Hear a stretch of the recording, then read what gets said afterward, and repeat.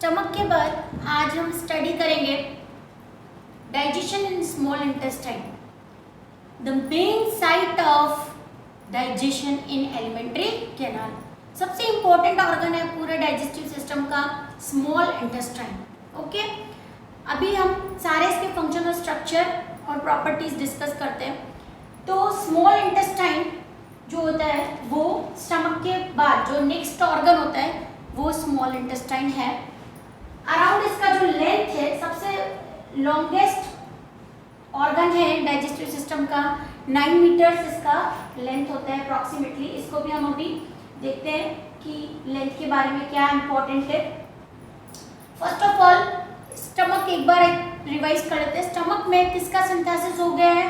Protein का synthesis हो गया है। स्टमक में क्या क्या प्रेजेंट था? HCl, mucus and pepsin. Okay, pepsin is active form of enzyme which digest protein. तो वहां पर जो एंजाइम हमने पढ़ा है वो पेप्सिन है। माउथ के अंदर एक और एंजाइम हमारा आ चुका है, दैट इज एमाइलेज। माउथ के अंदर हमने एमाइलेज पढ़ा है। तो वहां पर some part of starch is digested. Stomach के अंदर प्रोटीन का डाइजेशन हो गया है। और अगेन इंपॉर्टेंट, स्टमक के अंदर जो मीडियम था वो कैसा था? एसिडिक था। ठीक है, ये आपको कुछ पॉइंट्स जो है वो रिवाइज करोगे तो इसके बाद ही समझ में आएगा small intestine. Now next organ is small intestine.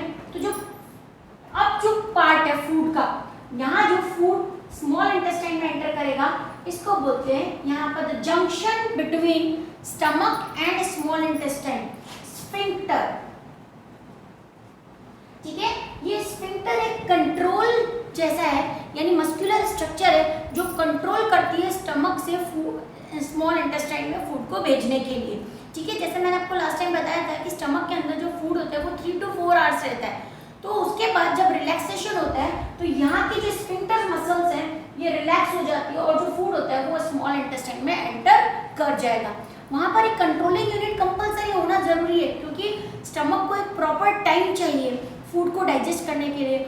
और उसके बाद एक और सरप्राइजिंग फैक्ट ये होता है कि स्टमक का जो एसिड है वो इंटेस्टाइन में नहीं आना चाहिए, है ना। इसलिए यहाँ पर एक स्फिंक्टर मसल यानी कंट्रोलिंग यूनिट जैसा एक स्ट्रक्चर होता है, यानी वॉल जैसा एक वॉल्व है जो बंद रहता है और फूड को अलाउ करता है after digestion of protein in small intestine. ठीक है, तो स्फिंक्टर मसल्स यहाँ पर प्रेजेंट होती है स्टमक और स्मॉल इंटेस्टाइन के बीच में, which control the flow of food into the small intestine. ठीक है, ये स्मॉल इंटेस्टाइन जो होता है वो लॉन्गेस्ट पार्ट होता है बॉडी का, है ना, सबसे लंबा ऑर्गन है। तो कैसे रखा हुआ होगा बॉडी के अंदर? बहुत हाईली कॉइल्ड स्ट्रक्चर में रखा हुआ है। तो ये highly coiled 9 metre approximate structure हमारी बॉडी के अंदर एक स्टमक के नीचे रखा हुआ होता है। ओके, जो स्मॉल इंटेस्टाइन होती है इसके 3 पार्ट्स हैं। ये हमारे सिलेबस में नहीं, लेकिन एटलीस्ट नेम आपको पता होना चाहिए। हम स्मॉल इंटेस्टाइन के 3 पार्ट्स करते हैं। One is duodenum, second is jejunum and third is ileum. ठीक है, क्योंकि बहुत बड़ा स्मॉल इंटेस्टाइन है इसलिए हम उसके 3 पार्ट्स करते हैं, duodenum, jejunum and ileum. Okay, small intestine के ये तीनों पार्ट देखो। ये जो फर्स्ट जो पार्ट है जो हमने यू शेप पार्ट बनाया है, यू शेप बनाया है, यू शेप में जो पार्ट है उसको ड्यूडेनम कहते हैं, जो स्टमक से अटैच होता है। यही मेन पार्ट है जहां पर जितने भी बचे हुए न्यूट्रिएंट्स हैं उन सबका डाइजेशन होगा। ठीक है, हम ये कहते हैं कि स्मॉल इंटेस्टाइन में होता है, लेकिन स्मॉल इंटेस्टाइन ने भी अपने जो पोर्शन वाइज यानी उसकी लेंथ वाइज जो है फंक्शन डिवाइड कर रखे हैं। तो मैक्सिमम जो डाइजेशन होगा वो ड्यूडेनम में हो जाता है। ठीक है, तो यहीं पर डिस्कस करते हैं ड्यूडेनम में कैसे और क्या डाइजेशन होता है। सबसे पहले ये ड्यूडेनम जो होती है वो 2 डक्ट होती है, उनके थ्रू लीवर और पेंक्रियास से अटैच होती है। जब हमने डाइजेस्टिव सिस्टम स्टार्ट किया था तो मैंने एसोसिएटेड ग्लैंड करके एक टॉपिक दिया था एसोसिएटेड ग्लैंड में हमने सलाइवरी ग्लैंड डिस्कस कर लिया है, बाकी के दो ग्लैंड बचती है, लिवर एंड पेनक्रियास। लिवर को जैसे मैंने बोला था हिपैटिक भी बोलते हैं। तो यहाँ से एक ट्यूब जो होती है वो ड्यूडेनम में आएगी। लिवर से जब हम डाइजेस्टिव सिस्टम का डायग्राम बनाएंगे तब भी क्लियर हो जाएगा। यहाँ पर लिवर है, लिवर से एक ट्यूब जो है वो कनेक्ट करती है स्मॉल इंटेस्टाइन को, जिसको हम क्या बोलते हैं, क्या बोलेंगे, हिपैटिक डक्ट। ओके, नेक्स्ट है इस साइड पे, इसके अपोजिट साइड पे यहाँ पर एक लीफ लाइक स्ट्रक्चर होती है जिसको बोलते हैं पेनक्रियास। और पेनक्रियास की जो डक्ट होती है स्मॉल इंटेस्टाइन से जो कनेक्ट होती है उसको बोलते हैं पेनक्रियाटिक डक्ट। ठीक है, दोनों की डक्ट ड्यूडेनम से कनेक्ट होते हैं, यानी लीवर का जो भी सिक्रीशन होगा, लीवर जो भी बनाएगा डाइजेशन में हेल्प करने के लिए, वो हिपैटिक डक्ट से होकर ड्यूडेनम में आएगा। और पेनक्रियास जो भी सिक्रीशन करेगा वो पेनक्रियाटिक डक्ट से ड्यूडेनम में आएगा। So small intestine receives two type of secretion from liver as well as from pancreas. From liver it receives, अब लिवर की हिपैटिक डक्ट से कौन सा सिक्रीशन रिलीज होता है, बाइल। ठीक है, बाइल। और पेनक्रियास से कौन सा सिक्रीशन होता है, पेनक्रियाटिक जूस, पेनक्रियाटिक जूस। इन दोनों के अलावा इंटेस्टाइन का खुद का भी अपना एक सिक्रीशन है जिसको इंटेस्टाइनल जूस कहते हैं। तो again the small intestine attached with stomach with sphincter muscle. It has three parts. First part which is U-shaped is known as duodenum. Second coiled part jejunum, and last ending part which is attached with large intestine is ileum. Okay. Now one by one हम तीनों part के function और कौन कौन से secretion receive करता है और उनका डाइजेशन कैसा होता है वो डिस्कस कर लेते हैं।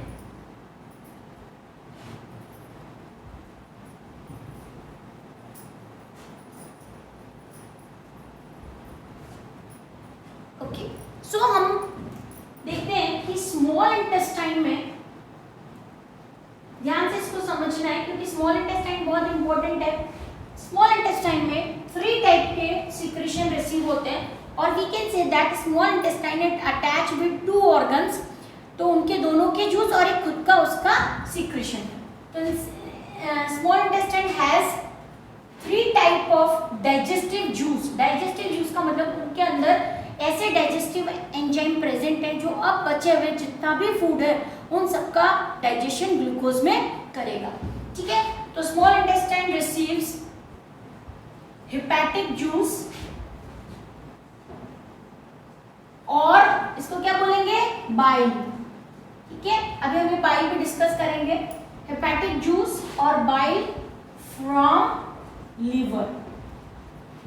Okay, second pancreatic juice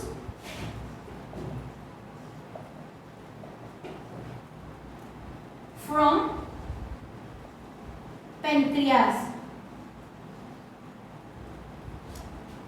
and third उसका खुद का इंटेस्टाइनल जूस। इंटेस्टाइनल जूस जो बाकी बचे हुए सारे न्यूट्रिएंट्स का डाइजेशन करेगा। अब डाइजेशन और दूसरा जो इसका इंपॉर्टेंट फंक्शन है, जैसे हमने न्यूट्रिशन प्रोसेस में हमने 5 प्रोसेस पढ़ी थी, ingestion, digestion, absorption, assimilation and ईजेशन। तो हम जो पढ़ रहे हैं डाइजेशन, डाइजेशन के बाद एक नेक्स्ट प्रोसेस आएगा एब्जॉर्प्शन। जब फूड डाइजेस्ट हो गया, स्मॉल जो पार्टिकल्स में कन्वर्ट हो गया, easy absorbable, easy digestible food, जो कॉम्प्लेक्स फूड आपने खाया था वो इजीली एब्जॉर्बल सब्सटेंसेस में चेंज हो गया, तो बॉडी उसको एब्जॉर्ब करेगी और एब्जॉर्ब करने के बाद ग्लूकोज से एनर्जी मिलेगा। तो वो एब्जॉर्प्शन का जो प्रोसेस है वो भी स्मॉल इंटेस्टाइन में होता है। तो स्मॉल इंटेस्टाइन के लिए हम कहते हैं main site of, it is very important, main site of digestion and absorption. ठीक है, तो वहां पर डाइजेशन और एब्जॉर्प्शन दोनों फंक्शन होंगे। तो मेन जो डाइजेशन है वो ड्यूडेनम में हो जाएगा। उसके बाद जो फूड है वो ग्लूकोज में कन्वर्ट हो गया, यानी आप इजीली सेल्स जो है उसको एब्जॉर्ब कर सकती है, वो अब हमारे काम का है, क्योंकि अब हम इतना कॉम्प्लेक्स फूड जो है वो बॉडी की सेल्स नहीं ले सकती, बॉडी ग्लूकोज को लेगी, यानी सेल जो होगी वो ग्लूकोज को एब्जॉर्ब करेगी और फिर ग्लूकोज जो है वो पूरी बॉडी में एनर्जी सप्लाई करेगा। तो वो जो एब्जॉर्प्शन प्रोसेस है वो भी स्मॉल इंटेस्टाइन में ही होता है, बाकी के दोनों बचे हुए पोर्शन में, जिजिनम और इलियम में। ठीक है, तो small intestine is main site of digestion and absorption of food. ठीक है, ये हो गया। अब बात करते हैं कि स्मॉल इंटेस्टाइन में ये जो तीनों हमने सिक्रीशंस देखे हैं, हेपेटिक जूस और bile, pancreatic juice and intestinal juice, क्या फंक्शन करते हैं। ठीक है, इससे पहले हम सबसे पहले देख लेते हैं कि हेपेटिक जूस और द सिक्रीशन ऑफ लिवर, ठीक है, ये क्या है। लिवर हमारे बॉडी का सबसे इंपॉर्टेंट ऑर्गन है। हम समझते हैं कि हार्ट बीट कर रहा है इसलिए वो इम्पॉर्टेंट है, ब्रेन सारी बॉडी को ऑर्गेनाइज कर रहा है इसलिए वो इम्पॉर्टेंट है। लेकिन जिस पर्सन का लिवर वर्क नहीं करता, liver is utmost important part of our body, क्योंकि जितने भी सारे फंक्शन हैं वो करता लिवर ही है। लिवर परफॉर्म करता है और फिर दूसरे जो ऑर्गन्स होते हैं वो उसके थ्रू एक्टिवेट होते हैं। ठीक है, क्योंकि जितने भी एंजाइम्स होते हैं वो सब लिवर के अंदर ही फॉर्म होते हैं। अब डाइजेशन में कैसे हेल्प करता है लिवर, उसके लिए लिवर के एसोसिएटेड एक ऑर्गन होता है जिसका नाम आपने सबने सुना होगा, दैट इज गॉल ब्लैडर। ठीक है, जनरली हमने इसका जो नेम है वो स्टोन से रिलेटेड, गॉल ब्लैडर में स्टोन है ना, ये ऐसा सुना है। लेकिन एक छोटा सा ऑर्गन है जिसका फंक्शन बहुत ज़्यादा इम्पोर्टेंट है, और वो क्या है, वो इस लिवर के लिए कैसे इम्पोर्टेंट है वो अभी हमको देखना है। गॉल ब्लैडर जो होता है वो एक लिक्विड यानी एक जूस बनाता है, एक फॉर्म, मतलब जूस की फॉर्म में स्ट्रक्चर या लिक्विड बनाएगा जिसका नाम होता है बाइल। ठीक है, इस बाइल, ये येलो कलर का होता है बाइल, इसके अंदर ब्लड में मिलने वाले जो पिगमेंट होते हैं बिलीरुबिन और बिलीवर्डिन वो मिलता है। और आपको याद होगा जब भी जॉन्डिस होता है तो ये बाइल जो होता है इसका अमाउंट लिवर के अंदर बहुत ज़्यादा बढ़ जाता है, जिसकी वजह से येलोइश जो स्किन कलर होता है वो होता है, वो एक अलग पार्ट है। अब देखो ये जो बाइल होता है ना, अब इस बाइल का क्या फंक्शन है, जो याद रखना है, सिंथेसिस कहाँ पर होता है, गॉल ब्लैडर में। बाइल का जो सिंथेसिस होता है वो गॉल ब्लैडर में होता है, लेकिन इसका सिक्रीशन किसके थ्रू होता है, वो होता है लिवर के थ्रू। यानी गॉल ब्लैडर जो बाइल है वो सिंथेसाइज करके कहाँ भेजेगा, लिवर में, और लिवर ये बाइल को किससे, हेपेटिक डक्ट से, हेपेटिक डक्ट जो ड्यूडेनम में खुलेगा उससे कहाँ भेज देगा, स्मॉल इंटेस्टाइन। ठीक है, ये तो हो गया व्हाट इज बाइल। बाइल क्या होता है, उसका सिंथेसिस गॉल ब्लैडर में होता है जो लिवर के पास प्रेजेंट है। The structure present near by liver which synthesize bile. ये जो बाइल होता है ये बाइल डक्ट से, एक छोटी सी ट्यूब होती है उसके थ्रू अपना सिक्रीशन जो होता है बाइल जिसको बोलते हैं वो लिवर में डालता है, और लिवर हेपेटिक डक्ट के थ्रू ये बाइल स्मॉल इंटेस्टाइन में डालता है। ठीक है, आ रही बात समझ में, यानी डायरेक्टली लिवर बाइल सिंथेसाइज नहीं करेगा, सिंथेसाइज तो गॉल ब्लैडर करता है, और गॉल ब्लैडर किसको देता है, लिवर को। तो गॉल ब्लैडर का क्या काम हुआ, बाइल का सिंथेसिस एंड स्टोरेज। वहां पर बाइल स्टोर भी रहेगा और जब नीड होगी वो लिवर में भेजेगा, और लिवर जो है वो स्मॉल इंटेस्टाइन में अपना सिक्रीशन डाल देगा, जिसको हेपेटिक जूस और बाइल भी कहते हैं। तो अल्टीमेटली जो स्मॉल इंटेस्टाइन है वो क्या रिसीव कर रही है, बाइल। अब बाइल के बहुत इंपॉर्टेंट फंक्शन है वो देखो। सबसे पहले एक बात याद रखो कि जो फूड आया है स्मॉल इंटेस्टाइन के अंदर स्टमक से, उसका नेचर कैसा है, एसिडिक है ना। तो जरूरी नहीं है जिस मीडियम में स्टमक फंक्शन करता है स्मॉल इंटेस्टाइन भी वही फंक्शन करेगा, उसी मीडियम में जैसा दिया है स्टमक ने उसी पे काम कर देगा, नहीं, ऐसा नहीं होता। तो बाइल जो है सबसे पहले इट मेक्स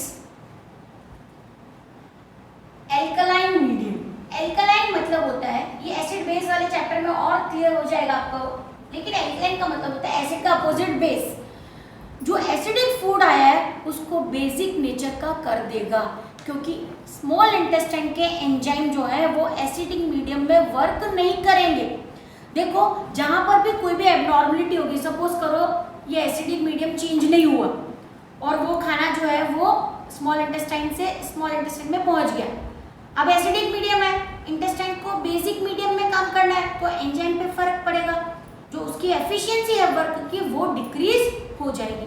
तो बॉडी में कितना सिस्टमैटिक वर्क है कि ये इस मीडियम में था, उसको चेंज करना है पहले, तो उसका फंक्शन बाइल सबसे पहले कर देगा। बाइल क्या करेगा, उस एसिडिक फूड को न्यूट्रलाइज यानी बेसिक मीडियम में कन्वर्ट कर देगा। तो इट मेक्स एल्कलाइन मीडियम। अब एल्कलाइन मीडियम करने की क्या जरूरत थी? इसलिए जरूरत थी क्योंकि आपने देखा है कि पेप्सिन जो है वो स्ट्रॉन्ग एसिडिक मीडियम में काम करेगा। एसिडिक मीडियम समझ रहे हो ना, एसिड आपको सबको पता है, इसको अभी आपको कैसे पता है कि वो उसका नेचर जो होता है वो सार होता है, ठीक है, खट्टे जो होते हैं वो एसिड है, ठीक है, हमको एसिडिटी हो रही है, ये वर्ड हम बहुत कॉमन बोलते हैं। तो वहां पर एसिडिक मीडियम में पेप्सिन काम करता है, इसलिए वहां पर एसिडिक मीडियम चाहिए। लेकिन अब दूसरे जो एंजाइम है इंटेस्टाइन में मिलने वाले या पैंक्रियाटिक जूस में मिलने वाले वो एसिडिक मीडियम में काम नहीं करेंगे, तो उनके काम करने के लिए पहले मीडियम बनाना पड़ेगा, पहले एटमॉस्फेयर सेट करना पड़ेगा। वो एटमॉस्फेयर सेट कौन करता है? बाइल। तो इट मेक्स एल्कलाइन मीडियम, सबसे इंपॉर्टेंट। फिर यहाँ पर चेंज, ये जो बाइल के अंदर जो एंजाइम्स मिलेंगे या जो बाइल है वो क्या करेगा, conversion of fat into small fat globules. अब इसकी क्या जरूरत है, फैट के मॉलिक्यूल सबसे बड़े होते हैं, आपको पता है फैट को डाइजेस्ट करना सबसे कॉम्प्लिकेटेड है ना, इजीली डाइजेस्ट नहीं होता है। तो जो फैट के जो बड़े बड़े मॉलिक्यूल हो उनको छोटे छोटे ग्लोब्यूल्स में चेंज कर देगा कौन? बाइल। अब इन ग्लोब्यूल्स पे एंजाइम इजीली वर्क कर सकते हैं और फैट का जो डाइजेशन है वो भी इजी हो जाता है, ठीक है। तो यहाँ पर बाइल के दो इंपॉर्टेंट फंक्शन हो गए, एक हो गया it makes alkaline medium for activity in small intestine so that enzymes of small intestine can work. फिर उसके बाद है it convert big fat molecules, fat के जो मॉलिक्यूल्स हैं उनको किस में कन्वर्ट कर देगा? फैट ग्लोब्यूल्स में कन्वर्ट कर देगा, ठीक है। तो ये हो गए बाइल के दो फंक्शन। अब ये जो फंक्शन है ये सिंथेसाइज हो गए बाइल के, पता चल गया आपको कि सब काम करने बाइल को। लीवर से ये जूस जो है वो ड्यूडेनम में चला जाएगा। तो सबसे पहले ड्यूडेनम यानी स्मॉल इंटेस्टाइन का फर्स्ट पार्ट है, उसका जो मीडियम है वो चेंज हो जाएगा, जो फूड है वो कैसा हो जाएगा? एसिडिक से बेसिक हो जाएगा। बेसिक और एल्कलाइन ये एक ही वर्ड होता है, एसिड का अपोजिट होता है बेस, ठीक है।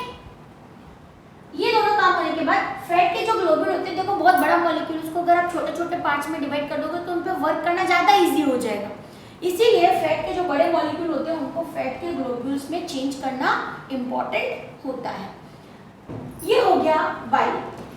तो आप गॉल ब्लैडर और लीवर का फंक्शन हमारे क्लियर हो गया कि ये जो लीवर एक एसोसिएटेड ग्लैंड है जो स्मॉल इंटेस्टाइन में अपना सीक्रेशन डालेगा, उसको बाइल कहते हैं। बाइल का सिंथेसिस जो होता है वो गॉल ब्लैडर में होता है, storage and synthesis in gall bladder, ठीक है। फिर लीवर के वो लीवर में पहुंचता है और लीवर उसको हेपेटिक डक्ट के थ्रू स्मॉल इंटेस्टाइन में पोर कर देता है, ओके। फंक्शन क्या होगा बाइल के? It makes alkaline medium for activity of intestinal enzymes और it convert big fat molecule into small fat globules. Globules मतलब होते हैं छोटे छोटे ड्रॉपलेट में चेंज कर देंगे फैट्स को, जिसकी वजह से उनके ऊपर एंजाइम्स जो है वो इजीली एक्ट कर सकते हैं, ठीक है। तो this is all about the hepatic juice और गॉल ब्लैडर और बाइल। Now pancreatic juice. अब बात करते हैं एक दूसरे ऑर्गन की जो स्मॉल इंटेस्टाइन से कनेक्टेड रहता है, उसको बोलते हैं पैंक्रियाटिक जूस, ठीक है। पैंक्रियास से जो सिक्रेशन होता है उसको बोलेंगे पैंक्रियाटिक जूस। पैंक्रियाटिक जूस यानी पेनक्रियाज में इसका सिंथेसिस होगा। पेनक्रियाज सबको पता है जो इंसुलिन भी फॉर्म करता है, लेकिन वो हार्मोन है ना। तो पेनक्रियाटिक जूस में भी फैट, प्रोटीन और कार्बोहाइड्रेट को डाइजेस्ट करने वाले एंजाइम्स होते हैं जो पेनक्रियाटिक डक्ट से ड्यूडेनम में ओपन होते हैं। ठीक है, यहाँ पर पेनक्रियाटिक जूस जो है वो पेनक्रियाटिक डक्ट से स्मॉल इंटेस्टाइन में पोर होगा। एक डक्ट है यानी ट्यूब जैसी स्ट्रक्चर है जो ड्यूडेनम के अंदर खुलेगी और वहां से पेनक्रियाटिक जूस स्मॉल इंटेस्टाइन में आएगा। ओके, फिर स्मॉल इंटेस्टाइन का खुद का अपना भी सिक्रीशन है जिसको इंटेस्टाइनल जूस कहते हैं। अब हम सारे जितने भी फूड है उनका डाइजेशन किस में कैसे होता है वो एक बार देख लेते हैं, फिर उसके बाद नेक्स्ट पार्ट पे वर्क करते हैं। सबसे पहले कार्बोहाइड्रेट की बात करो। कार्बोहाइड्रेट में क्या क्या आ गया? स्टार्च, मेन तो आ गया starch and different type of sugar. Different type of sugar में देखो सुक्रोज है, माल्टोज है, लैक्टोज है, ये सारी शुगर्स जो भी आप फूड में ले रहे हो, और स्टार्च जो भी आप फूड में ले रहे हो। कार्बोहाइड्रेट का डाइजेशन जो होता है वो सिंपल शुगर्स में हो जाता है। सिंपल शुगर का एग्जांपल बेस्ट है वो है ग्लूकोज। वैसे तो सारा जो फूड है वो ग्लूकोज में ही चेंज होगा जिसको बॉडी एब्जॉर्ब करेगी या सेल्स एब्जॉर्ब करेगी, लेकिन यहाँ पर हमको देखना है कि कार्बोहाइड्रेट का डाइजेशन जो है वो सिंपल शुगर्स में हो जाता है और इन पे जो एंजाइम वर्क करता है वो होता है एमाइलेज। ये हम पढ़ रहे हैं डाइजेशन प्रोसेस। अब फूड का जो है वो इजीली एब्जॉर्बल सब्सटेंसेस में चेंज होने का प्रोसेस शुरू हो गया है। तो ये जो पोर्शन है ये होता है डाइजेशन कैसे हो रहा है और किस में हो रहा है। तो सारे बड़े मॉलिक्यूल्स इजीली एब्जॉर्बल सब्सटेंसेस में चेंज होंगे। तो कार्बोहाइड्रेट है, एंजाइम कौन सा वर्क करेगा? एमाइलेज, और वो किस में चेंज होंगे? सिंपल शुगर्स में चेंज होंगे। उसके बाद कौन सा न्यूट्रिएंट आता है? प्रोटीन। ठीक है, प्रोटीन पे जो वर्क करते हैं, एक आपने पढ़ा है कौन सा? पेप्सिन। कहां पर प्रेजेंट होता है? स्टमक में। ओके, फिर उसके बाद इंटेस्टाइनल जूस में प्रेजेंट होता है ट्रिप्सिन। ठीक है, अभी हम इंटेस्टाइन पढ़ रहे हैं तो ये कहां प्रेजेंट है? इंटेस्टाइन में। प्रोटीन का डाइजेशन हो जाएगा अमीनो एसिड्स में। अब अमीनो एसिड्स क्या होते हैं? बहुत सारे अमीनो एसिड्स मिलके कंबाइन होके प्रोटीन बनाते हैं। तो अगर प्रोटीन का जो है वो बड़ा मॉलिक्यूल है तो वो कौन से मॉलिक्यूल में? छोटे मॉलिक्यूल में ब्रेक हो जाएगा। तो अमीनो एसिड के लिए ऐसे बोलते हैं मोनोमर ऑफ प्रोटीन। मोनोमर मतलब सिंगल यूनिट, है ना। तो प्रोटीन क्या हुए? पॉलीमर्स हुए। तो प्रोटीन के जो छोटे यूनिट है वो कौन है? अमीनो एसिड है। तो प्रोटीन जो है जब उनका डाइजेशन होगा तो वो अमीनो एसिड्स में चेंज हो जाएंगे। कौन से एंजाइम्स है प्रोटीन को डाइजेस्ट करने वाले? पेप्सिन और trypsin. Okay, and third is fats. Fats जिनको आप लिपिड्स भी कहते हो। फैट्स में ऑयल, घी, है ना, ये सारी चीजें आती है। इनको डाइजेस्ट करने वाले एंजाइम है लाइपेज। देखो लिपिड से बना है लाइपेज। और जो फैट होते हैं वो किस में चेंज होते हैं? Glycerol plus fatty acids. यानी फैट बहुत बड़े वाले मॉलिक्यूल है, वो छोटे मॉलिक्यूल उनके कौन से बनेंगे? Glycerol and fatty acid. ये क्या होते हैं केमिकली ये अभी आपको नीड नहीं है जानने की, लेकिन ये क्लियर है कि वो फैट से छोटे मॉलिक्यूल होते हैं। और यहाँ पर आपको एक बहुत बीच में एक बात और ध्यान रखनी है कि फैट जो है वो बाइल की हेल्प से पहले किस में चेंज हो जाता है? फैट ग्लोब्यूल्स में चेंज हो जाता है। ठीक है, और इन फैट ग्लोब्यूल्स पे कौन वर्क करेगा? लाइपेज। फैट जो है वो ग्लिसरॉल और फैटी एसिड में चेंज होंगे। तो this is process of digestion occur in small intestine. Small intestine में ये डाइजेशन का प्रोसेस हो रहा है। कौन कौन से एंजाइम अभी मेनली डाइजेस्ट करने वाले हैं? वो हो गया कार्बोहाइड्रेट को डाइजेस्ट करने वाले मेनली कौन से होते हैं? एमाइलेज, प्रोटीन को डाइजेस्ट करने वाले दो एंजाइम है, पेप्सिन और ट्रिप्सिन। पेप्सिन स्टमक में मिलता है, ट्रिप्सिन इंटेस्टाइन में मिलता है। इंटेस्टाइन मतलब स्मॉल इंटेस्टाइन। और फैट जो है वो लाइपेज की हेल्प से ग्लिसरॉल और फैटी एसिड में ब्रेक हो जाते हैं। ये फैट जो है वो बाइल की हेल्प से फैट ग्लोब्यूल्स में चेंज होते हैं। So this is digestion process in small intestine, specially in part duodenum. Clear हो गया? ड्यूडेनम में ये सारा प्रोसेस हो रहा है इन सिक्रीशंस की हेल्प से, जो तीनों टाइप के आपको मैंने बता दिए। बाइल का मेन कंपोजिशन याद रखना है, जिसमें फैट को डाइजेस्ट करने वाले एंजाइम प्रेजेंट होंगे और वो फैट का डाइजेशन भी करेंगे और फैट को फैट ग्लोब्यूल्स में भी चेंज करेंगे। तो बाइल के बाद आएगा पैंक्रियाटिक जूस, जिसमें प्रोटीन को डाइजेस्ट करने वाले एंजाइम होंगे, ट्रिप्सिन प्रेजेंट होगा और ये सब स्मॉल इंटेस्टाइन के ड्यूडेनम में फूड को डाइजेस्ट कर देंगे और फूड जो है अब सिंपल एब्जॉर्बल सब्सटेंसेस में चेंज हो जाएगा। और अब जो नेक्स्ट प्रोसेस आएगा न्यूट्रिशन का वो आएगा एब्जॉर्प्शन, जो कहाँ पर होगा? जिजिनम और इलियम में। ठीक है, इसके अलावा एब्जॉर्प्शन प्रोसेस फिर हम नेक्स्ट सेशन में डिस्कस करेंगे। अभी एक और बात कर लेते हैं लेंथ ऑफ स्मॉल इंटेस्टाइन के बारे में।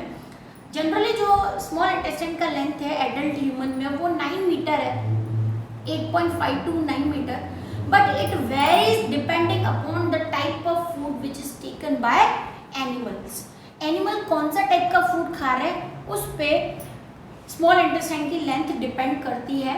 एक डिफरेंस हमारी बुक में दिया हुआ है जो इम्पोर्टेंट है कि why carnivorous have small intestine in comparison to herbivores.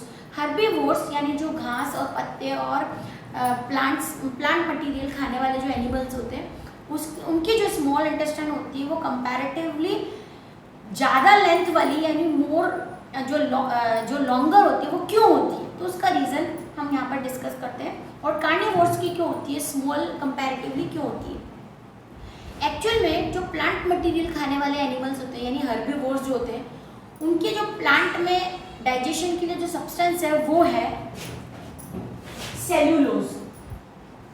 ठीक है, तो सेल्यूलोज एक कॉम्प्लेक्स कार्बोहाइड्रेट है, बहुत कॉम्प्लेक्स कार्बोहाइड्रेट है। आपको पता है ये सेल्यूलोज वर्ड जो है वो सेल वॉल में भी आता है, यानी प्लांट की जो सेल वॉल होती है वो सेल्यूलोज की बनी हुई होती है। इसको डाइजेस्ट करना बहुत ज़्यादा, डाइजेस्ट और एब्जॉर्ब दोनों जो प्रोसेस है सेल्यूलोज की वो कॉम्प्लिकेटेड होती है ना। इसलिए हर्बीवोर्स का जो लेंथ होता है स्मॉल इंटेस्टाइन का वो कंपैरेटिवली लॉन्गर होता है ताकि उसमें ज़्यादा टाइम सरफेस एरिया मिले, सेल्यूलोज को डाइजेस्ट होने के लिए ज़्यादा एरिया मिले, एब्जॉर्प्शन होने के लिए उसका ज़्यादा एरिया मिले। ठीक है, so cellulose is comparatively difficult to digest and absorb, so small intestine of herbivores is more in comparison to carnivores। अब carnivores के पास जो वो फूड खाते हैं जनरली वो क्या होता है, सिंपल शुगर्स होती है और उनकी डाइट में जो होता है वो प्रोटीन होता है जो इजी होता है डाइजेस्ट करना, यानी मीट को डाइजेस्ट करना प्लांट्स और वेजिटेबल के कंपैरिजन में इजी है ना, कंपैरेटिवली इजी हुआ क्योंकि प्रोटीन को डाइजेस्ट करना डिफिकल्ट नहीं है as compare to cellulose. So carnivorous animals have small intestine because their main constituent in food is protein and it is easy to digest protein in comparison to cellulose। तो एक यहाँ पर एक question होता है, छोटा सा इंक्वायरी है इसका क्वेश्चन के लिए कि स्मॉल इंटेस्टाइन क्यों होता है एनिमल्स का। इंटेस्टाइन का फर्स्ट पार्ट यहाँ तक ही है, सेकेंड पार्ट में हम एब्जॉर्प्शन डिस्कस करेंगे और लार्ज इंटेस्टाइन के साथ डाइजेस्टिव सिस्टम का डायग्राम भी डिस्कस करेंगे, तो ह्यूमन डाइजेस्टिव सिस्टम वहाँ पर फिनिश हो जाएगा। So we have another part that is small digestion in small intestine, part 2 will be discussed in next session. Okay, thank you.